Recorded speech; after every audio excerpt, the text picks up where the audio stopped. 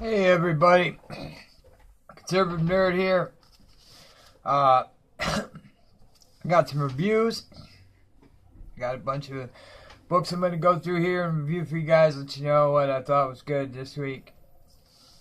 Action Comics, number 990. This was good. This is still the Jor-El Oz Effect storyline. Yeah, I mean, they got John, his son, and his wife all involved, and it's a pretty interesting story. It's kind of tying up with Detective too, which is kind of cool. So yeah, I give this a good. It's not great, but it's a solid Superman story. Justice League of America 17. I give it a readable. It's a basic comic. I just don't really care for this book. I thought I was gonna love it. I just don't. I give it a readable. Nothing special. It's not awful, but I just don't care for it. Hal Jordan, number 31. This was great. This was great. Superman's in it. Hector Hammond is the bad guy, who I always thought was pretty underrated bad guy. Because, he's a freakier guy with a giant freaking head, This guy's got a giant, big-ass head, and he's a freaky dude, he's Hector Hammond. He's kind of like Professor X, but I don't know, with that big head and stuff, he always seems like, he's more of a dangerous psychic, just, I guess maybe it's just a big ass head, man, but I just like Hector Hammond. I think he's kind of cool. I thought this was a cool story with him, and I liked it a lot. I mean, I really liked it. Yeah, this is what comics are supposed to be, just fun, and this was a fun book. Wonder Woman 33. I thought this was good. It's got a Darkseid, or Darkseid, like teen Darkseid now. I guess we're getting into, because we had Kid Darkseid, and he's been sucking the power out of like Zeus. Well, not Zeus, but like Hercules and all the different gods. He's been going around, Perseus, and sucking them clean. So, he's been growing because he was a baby. And so, yeah, this is kind of cool. I like Darkseid, and, this is good. Wonder Woman's not in it. By the way, Wonder Woman's not in this book. It's mostly Darkseid, baby Darkseid. So, there's hardly any Wonder Woman in this. I don't think she's even in it at all. Detective 967. This was good. It's good. It's part of the Ozpec thing with Tim Drake and all that, and there's a future Tim Drake, and he's a lot darker. Yeah, it's cool, man. It's pretty good. I give it a good. Flash 33. I give this a great. This was awesome. It's such a cool book. This is a metal tie-in, so yeah, and Howard Porter does the art, so I loved Howard Porter on Justice League of America, so on JLA, so yeah, this is awesome. Yeah, I love this, man. This was cool. I can't wait for Justice League now, because this next is Justice League, and these all tie in together. It's cool stuff. Teen Titans number 13. This is good. I enjoyed the Titans. This is a good, solid book. It's always fairly entertaining. They're kind of trying to bring back the Wally West. I guess it'd be New 52 Wally West. I kind of more parts of the old Wally West. I really don't. And nothing against the new Wally West. It's just like he seems more from the TV show, and I kind of enjoyed. Just from the old Jeff Johns Flash run, I've always enjoyed that Wally. So, I mean, that's all it is I love the Jeff Johns Flash run, and I love that Wally. So, it's hard for me to get into the new Wally. But, yeah, no, this was good. Suicide Squad number 28. I thought this was kind of a readable. I don't like the Suicide Squad in space. They don't really seem like they fit in space well for me. I kind of like them more down to earth. They seem more of a down to earth kind of problem solvers, like terrorists and stuff.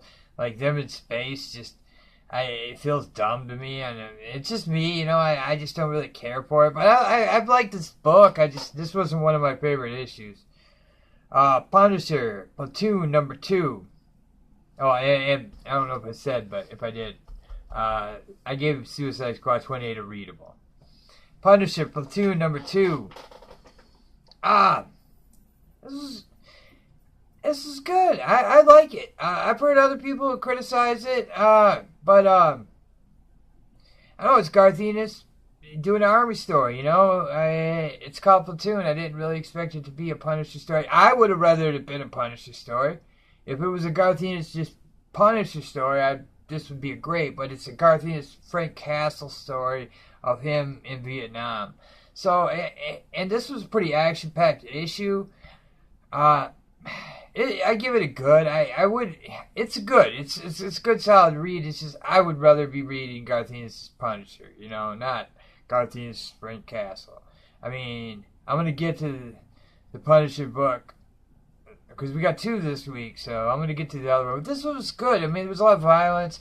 It was a pretty good issue, but I instead of reading Garth Ennis' war story, I'd rather read a Punisher book, and this isn't a Punisher book. So if you want the Punisher, he's not going to be in this book. I don't think he'll ever be in this book because it's Punisher Platoon. I think it's set in Vietnam. It's pretty much stated that. So, yeah. I mean, if you're going to use Garth Ennis, just put him on the Punisher. That's where I want him. But he's done this kind of books in the past, and they're entertaining. You know, if you have Garth Ennis writing the Punisher and you have one of these, they're entertaining. But I really miss Garth Ennis' Punisher, and I was hoping for that. But this is good. Batman the Merciless 1. I thought this was good. It's probably my least favorite of the Batman metal tie-in. You know, the evil Batmans and the Dark Multiverse stuff. And not, but you know, it's not terrible. It's actually, I give it a good. It's a pretty solid book, but this just probably wasn't my favorite of these so far. So, you know, I mean, and nothing against it. It's probably my least favorite. It's still good. I mean, if you're going to pick them all up, you probably want this one too. And I'm not saying I wouldn't pick it up because it's a good book. But it's probably my least favorite of the bunch. Batman gets the Ares helmet. And it was okay. I liked it. I didn't love it, but I liked it. I've loved all of them, but this one I liked. Despicable Deadpool number 288. This was pretty good. You know who's kind of missed the SJW destruction at Marvel is Cable. Cable's still kind of Cable. Maybe it's because he hasn't really had a long-running book in a while, so he's kind of been saved from it. But yeah, Cable is in this a lot, and anytime you get Cable, you usually get a good story because they haven't really ruined Cable. I mean, he's still Cable.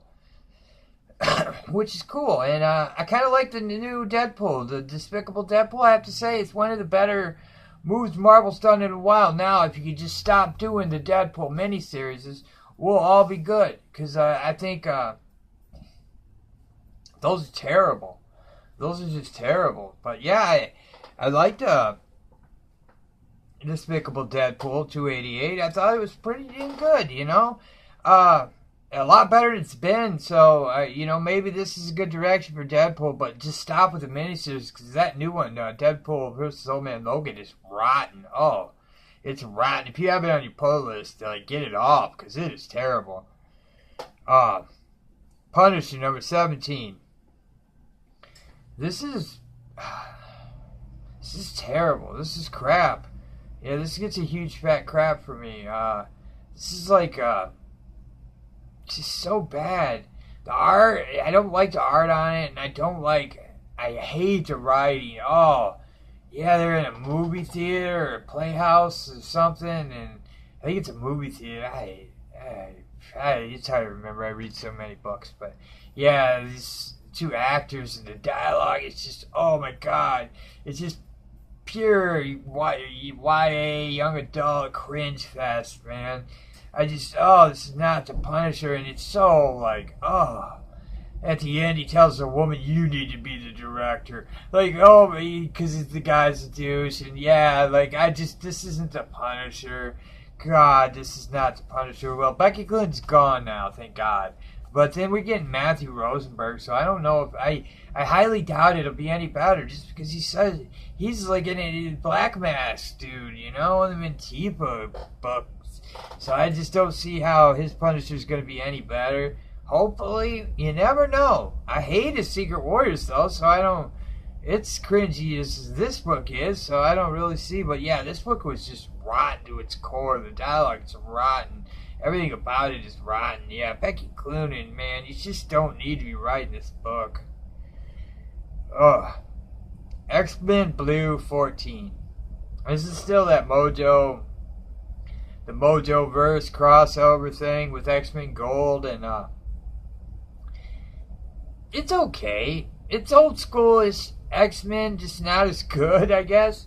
It feels like this story has no point though, because like they killed a bunch of people and then they're all back in this issue, and I was a little disappointed because I was like really hoping they'd kill off Bloodstorm, because I just don't see the point in that character. I don't really see the point in this whole X-Men Blue, like with the Sorcerer, Hank McCoy, and the Bloodstorm, and Logan's kid from Ultimate Universe, and Jimmy Hudson, and yeah, it's just dumb. I hate this team, I just do. But yeah, this is okay. Gold's okay, but yeah, I feel like this little crossover thing is pointless. It's just a pointless story. So if it's a pointless story, like all Mojo stories, I mean, maybe they're bringing in Longshot and he can be on X-Men Blue too. I kind of like Longshot, so at least that'd be all right. That'd be something. Give me something on the X-Men books, because I just ain't feeling it lately. Oh, Thanos 12. This is great. You know, Marvel gets great here because, this is a good book. I thought this was going to be the last issue, but it was just the last issue of this story, so I guess it's going still, which is cool because this is one of the better books they're doing. The ending's cool. It sets up what could be really cool, so we'll see. But yeah, this is probably the best thing Marvel's doing. One of the best books Marvel's got right now. Oh, okay. Silver Surfer number 14. Oh, Dan Slott, man. What are you doing, man? This book, I don't... Some people like it, I guess, but I don't know what... I don't like it. I don't care. It's just boring to me. It's just like a bunch of gobbledygook, and then this Dawn character they're really pushing in this book. It's like... She's so plain. It's almost like if you're a dude in a book, like you have to have these weird female characters that don't just to be written into them. I mean, I understand you need females in books and stuff, but it just sometimes they just feel so forced. And this is one of those occasions, and like I just don't like this book. And I'm not a huge on the cosmic stuff. If it's really good, like Annihilation was great, but I can get into it. And Guardians is pretty good sometimes, and there's some, Star Wars, Star Trek that I can dig, but, for me to get into something that's super cosmic-y and space and stuff, it's got to be good. And, Mike Aldridge's art's cool for this. See, I mean, he kind of fits the Silver Surfer thing really well, and that's a cool, to have him on there, but, this book isn't any good. It's just, I don't like it. I mean, it's not for me, I guess. It's not my taste. I read Eternity 1 from Valiant Comics. And I don't read much Valiant. Here and there, I pick something up and maybe read an issue or two, but I haven't really stayed on any of their books, really. This was good, though. I mean, they're in the same category, Silver Surfer and Eternity, and I kind of thought, well, Eternity, at least, was kind of like cool in a different, in the same way that Silver Surfer wants to be cool. Whereas I thought Silver Surfer just felt pointless and just like, no reason to be. Whereas Eternity, even though I didn't know the characters or know if there was anything setting all this up, I still thought it was kind of cool. I mean, if you're really looking for something different, I thought I'd give it a good. It wasn't great, but I mean, it could be if you knew if there was something, if you knew these characters, it might be great to you. I don't read much Valiant, so I really, other than Faye, I read a few issues of Faye's fat ass. That was about it, So yeah, no, it was good though. I don't mind Valiant, I haven't minded their stuff. Some of the stuff I've never read anything by them where I thought, man, that was very Marvel-esque, or that was very Squirrel Girl-like, or nothing. No, I haven't really read anything by him like that. This is what I got read today. If I get some more read, I might do a second video on it. I'm gonna try to stick to doing some reviews and some critiques and stuff. Maybe some parodies and shit like that. I'm gonna try to get a video up on Ed Wood by tomorrow. I'm gonna get it up by tomorrow. Sometime tomorrow I'll probably have it up. I might even get it up later today. I don't know. I really doubt it. It's life. But yeah, I want to do a video on Ed Wood. I had some ideas, and I'm just thinking about Ed Wood. And I don't know if you know who Ed Wood is. I'll do a little history on him, and then I'll go into some theories I have. And it kind of ties into entertainment, comics, and all that. So it should be cool. Maybe I'll get it up tonight or tomorrow. Probably tomorrow. I would look forward to tomorrow. But yeah, that's my reviews. My super turd. Well, I guess I'll do the picks of the week first, real quick. Picks of the week would be Hal Jordan, man. I have to go with Hal Jordan 31 or Flash 33, man. Both great books, man. Just great books.